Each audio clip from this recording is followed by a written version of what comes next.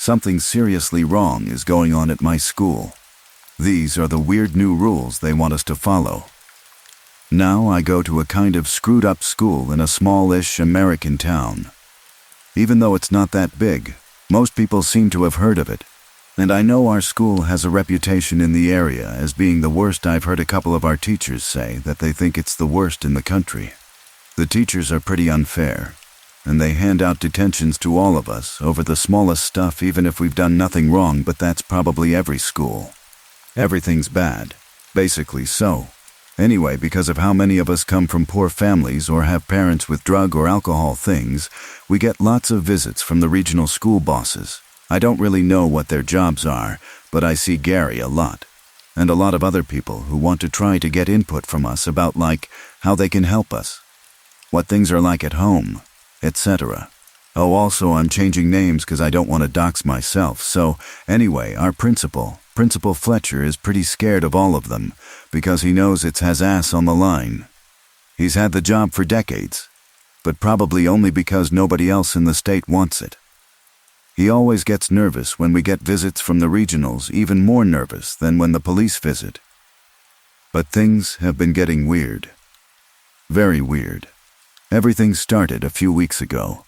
There was a fire at one of the teachers' houses not that long ago, and the rumor is a student might have started it. Nobody knows which teacher's house it was, but I wouldn't put it past any of us, but this be the worst thing any of us had ever done. That's probably why the principal is so concerned with us not mentioning it to any of the regional school guys. They started leaning on us all heavily, like, this is a big-time cover-up. None of us can talk about it. Right after that, it gets weirder. Some of the other students are starting to disappear. Glenn, one of the worst of them, a pretty major bully, just vanished. He got sent to some punishment after tossing some stew on one of the teachers, and he gave me the finger as he walked in, and he just vanished. Next was the exchange kid. He never even did anything. He couldn't upset a teacher even if he wanted to. He always just took whatever abuse anyone hurled at him. We didn't think any of this was weird at first.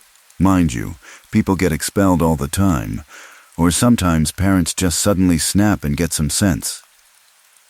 But it's weird, because we know both of them talked about the fire. Peter even taunted the principal to his face about it. He definitely wasn't happy about that. Even I've never made him that mad. Oh, but here's the thing.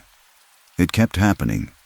It mainly seemed to be students who talked about the fire too, which actually really freaked me out. Like they've asked us not to talk to anyone about something that happened in the school before. And we've always just done it anyway, and they'd usually get in trouble. I was pretty sure this was just another thing where they'd ask us to do something and we'd just do whatever we wanted anyway. Now I was worried, because I hadn't talked to anyone about it, but my best friend had been talking to everyone about it. Peter's kind of lame if I'm honest, but he's still my best friend because we go way back. But he can't keep anything to himself for 5 seconds. He went through every rumor about the fire and what caused it. He'd tell me about all the gossip. Most people thought Glenn did it. Some people thought the teacher set fire to their own house. There was a lot of talk about which house it was, because there was no about it in the local paper. Not weird enough for Peter, though, because the rumor he'd heard was that something else started it. Something that was in the house that shouldn't have been. Something impossible. And then Peter disappeared. Gone. Nobody knew where he'd gone. I got pretty worried, and I was going back and forth with anyone I could talk to, but the cops in our town are useless. They're your stereotypical donut pushers, and my parents aren't exactly worth going to either. But I didn't trust anyone at school. People who were talking about stuff were disappearing now. I couldn't help but worry. Peter was careful. His parents were divorced, but he lived in a good part of town. He's never away from one of his parents. He's never out of sight. His mom didn't even seem bothered by him going missing. I went to school like usual the next day, feeling my gut churning with lead over all the weird stuff going on, and then it got weirder. Everyone was talking about how some new rules had been placed in the school by the regionals, plastered everywhere, on notice boards, etc. When we got off the bus, we saw they'd installed metal detectors into the school. And these new sunglasses wearing private security dudes were stopping a lot of the others. And when I got to my locker, I stopped to read that list of new rules, vital rules, effective immediately. All of the following rules must be strictly observed at all times. 1. Every food item brought into the school must be inspected before being allowed in. Students who carry in food that doesn't pass the test will face immediate suspension. 2. You are not to discuss anything unusual with anyone outside school faculty, including regional school authorities. 3. On finding yourself alone in a room, you must try to escape to find someone you recognize. If you see someone you don't recognize, simply hold normal conversation with them until they no longer think you are trying to escape. 4.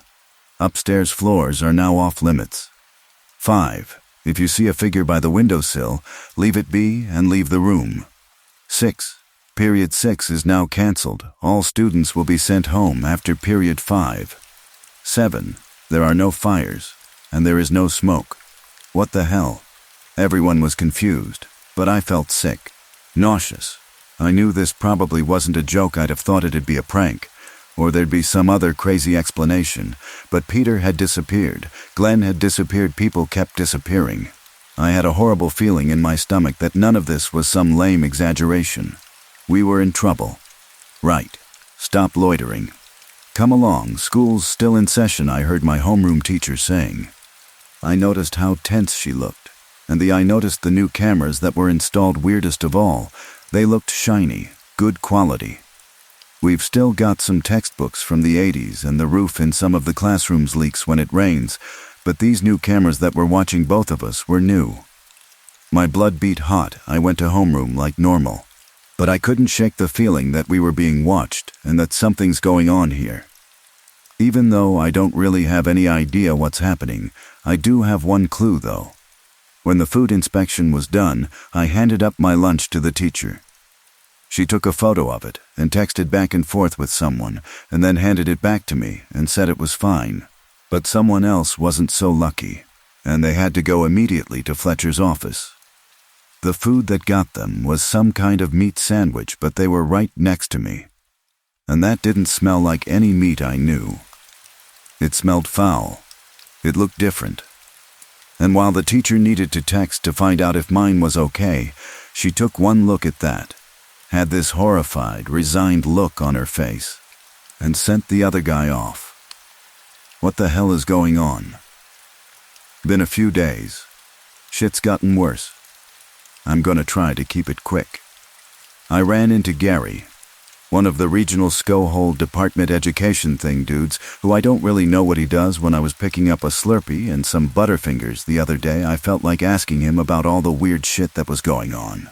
But I remembered the rules about not speaking to someone outside the teachers about the weird shit. And then I remembered I hadn't actually seen him in a while. He seemed nervous too, like he was being watched. Was he even still working with our school? And I couldn't help but notice how he smelled like smoke. My parents found out about these rules from Facebook or something, and they freaked out at me over them, and asking me why I didn't tell them, and they actually yelled at me for not trying to fight back against the rules. Lol. And then they went nuts at me when I started talking about the weird stuff because it would be breaking the rules. You can see why I didn't feel like I could go to them about this. I tried to just go the rest of the day like normal, watch TV, play Minecraft, but I couldn't take my mind off all the weird shit. It just felt like the hot lead in my stomach was rumbling to get out. My body was so stiff and sore from all the tension and worry. I didn't sleep well either.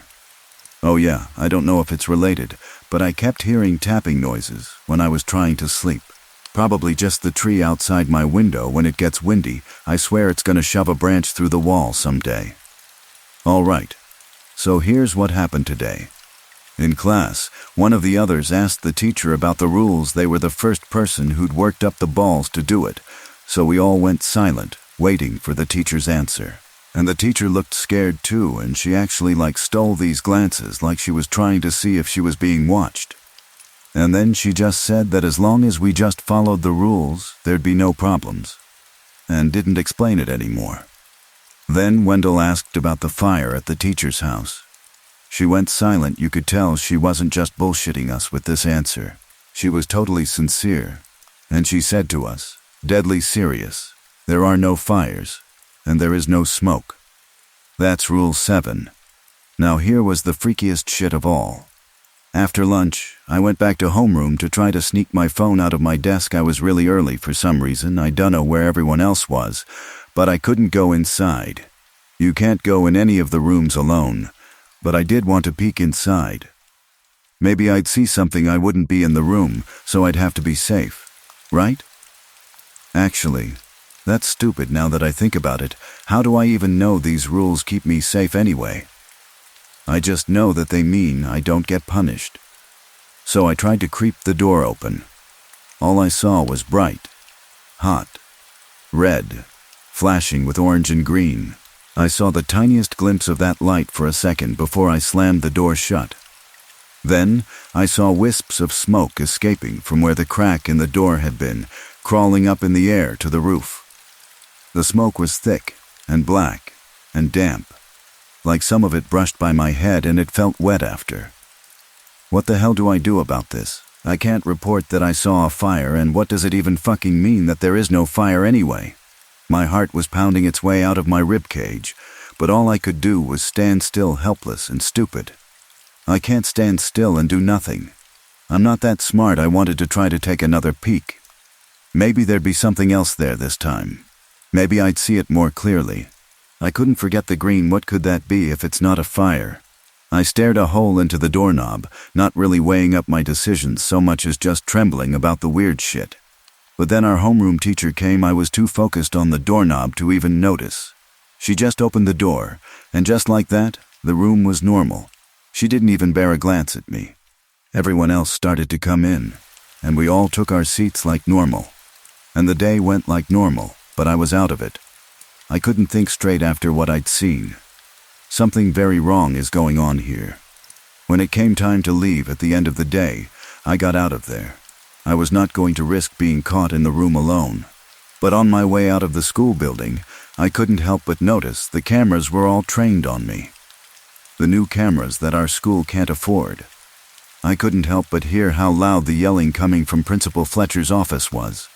And when I got on the bus, I couldn't help but notice a figure by the windowsill of our homeroom. Inside, feet on the ledge, waving for help. What the fuck is happening? Seriously, like, does anyone have any ideas?